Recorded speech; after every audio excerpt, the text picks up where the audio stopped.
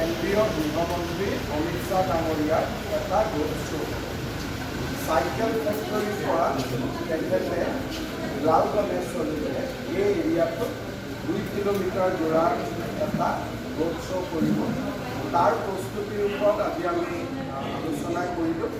খুব ভাল road show' হ'ব, মেচিভ ৰোড শ্ব' হ'ব আৰু এই কথাখিনি আজি মই গুৱাহাটীত ডিব্ৰুগড় কাউন্সিলৰ বিধায়ক আৰু আমাৰ মণ্ডল সভাপতি, জিলা সভাপতি সকলোৰে লগত বহি আলোচনা কৰিলোঁ যাতে 29 তাৰিখৰ ৰোড শ্ব'টো ভালো হয়, শান্তিপূৰ্ণও হয় আৰু গুৱাহাটীত যাতে বিশেষ কোনো ট্ৰেফিক কম্বিনেশ্যনো নহয়।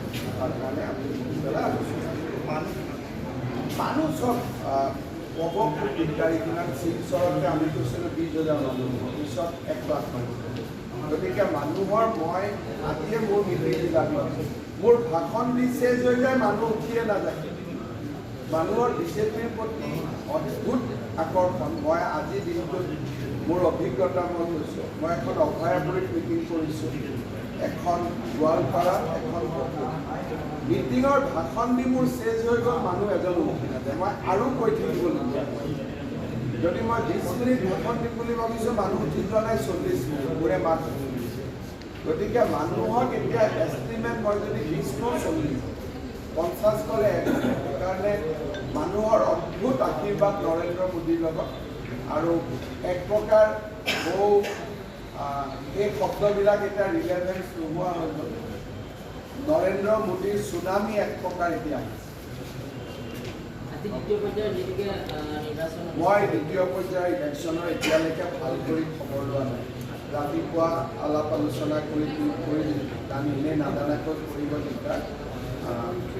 3টা চিটৰটো আমি জিকিলোঁ, ডিফু, শিলচৰ আৰু দৰং ওদালগুৰি আমি জিকিলোঁ। সেইটো আমাৰ 11টাৰ ভিতৰত আছে। নগাঁও আৰু কৰিমগঞ্জৰ ভোটিং পাৰ্চেণ্টেজখিনি অহা নাই, কিন্তু আমাৰ কাৰ্যকৰ্তাসকলৰ মতে আমি 2টা চিটতে জিকিছোঁ। কিন্তু মই অলপ ভোটিং পাৰ্চেণ্টেজটো এনালাইজ কৰি মই ৰাতিপুৱা ক'ম, কাৰণ মই খবৰো ল'ব পৰা নাই। মই নিজে কেম্পেইনৰ পৰা আহি আকৌ গৃহমন্ত্ৰী ডাঙৰীয়াৰ অঞ্চলখনৰ কাৰণে লাগি পৰিলোঁ। 2টাৰ খবৰ ল'ম আৰু EVM-ত বন্ধ হৈ যোৱাৰ পিছত আৰু যি হ'লে আৰু গুৱাহাটীত 5 লাখ, এতিয়া যদি 10 লাখ ভোট হয় 5 লাখ হৈ যাব ব্যৱধান। যদি ভোটে 7 লাখ হয়, গুৱাহাটীত ল' ভোটাৰ টাৰ্ণআউট এটা ইছ্যু এটা আছে, সেইটোৰ লগতো আমি বুজিব লাগিব। ইউজুৱেলি গুৱাহাটীত কি হয়, যি ভোট দিব আহে বিজেপিত আহে, কিন্তু ভোট দিব অহা মানুহৰ সংখ্যাটো গুৱাহাটীত অলপ কম। যদি গুৱাহাটীত টোটেল 20 লাখ নে 22 লাখ, যদি 20 লাখ মানুহে ভোট দিব আহে মাৰ্জিন 5 লাখ, কিন্তু যদি 10 লাখ মানুহে ভোট দিব আহে তেতিয়া মাৰ্জিনটো আৰু লাখ হ'ব। গতিকে আমাৰ চেষ্টা হ'ব লাগিব মেক্সিমাম ভোটিং যাতে আমি গুৱাহাটীত কৰিব পাৰোঁ, আৰু গুৱাহাটীত যিমান ভোট হ'ব সকলোৱে বিজেপি দিব, কিন্তু যদি ভোট দিব আহিব লাগিব